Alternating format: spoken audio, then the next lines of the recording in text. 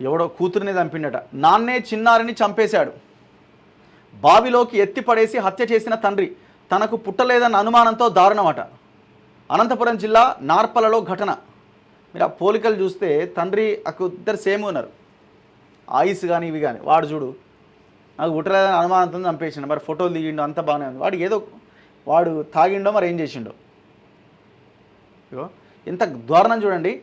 బడిలో చదువుకుంటున్న 6 ఏళ్ల కూతురి వద్దకు ఆ తండ్రి పోయిండట. స్కూల్ దగ్గరికి వెళ్ళిండు. ఇంటికి వెళదాం రామ్మ అని పిలిచిండట. బడి సంచి చేత పట్టుకొని నాన్న ఆటోలో కూర్చుంది ఆ పాప. కానీ ఆటో ఇంటి వైపు కాకుండా పొలాల వైపుగా వెళ్ళింది. నిర్జన ప్రదేశంలోని ఒక పాడుబడ్డ నేల బావి వద్ద ఆగింది.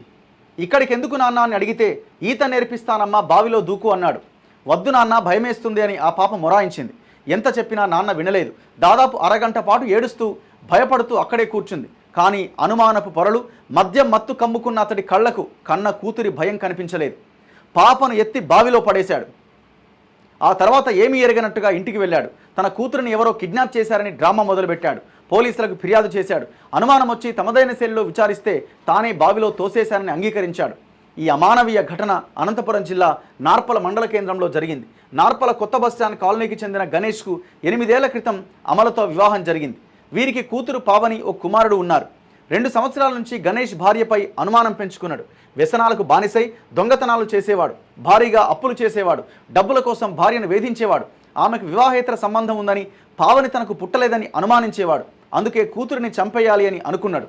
ఈ నెల 20వ తేదీన మద్యం సేవించి బడి వద్దకు వెళ్లి పావనిని తన ఆటోలో ఎక్కించుకొని పొలాల వైపుగా తీసుకెళ్లి బావిలో పడేశాడు. అదే రోజు సాయంత్రం తన కూతురు కనిపించట్లేదని స్థానిక పోలీస్ స్టేషన్లో ఫిర్యాదు చేశాడు. పోలీసులు గణేష్ పైన అనుమానంతో విచారించగా జరిగిన ఘోరాన్ని బయటపెట్టాడు. పోలీసులు బావిలో ఉన్న పావని మృతదేహాన్ని శనివారం బయటకు తీయించారు. ఎంత ఘోరమైన విషయం చూడండి. ఆ పాప ఎంత ఆవేదన, ఎంత భయంకరమైన సిచ్యువేషన్ ఫేస్ చేసి ఉంటుంది ఆ సమయంలో.